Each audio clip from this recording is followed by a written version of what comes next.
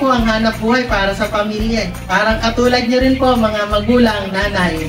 Lahat po gagawin natin para sa pamilya, lalong-lalo na para sa ating mga anak. Kaya nung sabi ko maayos na ang trabaho, naayos na ang negosyo, palagay ko panahon na ulit para ako po ay lumabas at magpasalamat. Kasi po, wala naman po ako dito sa kinalalagyan ko kung hindi po dahil sa inyo. Utang na loob ko po sa inyo ang posisyon na nandito po.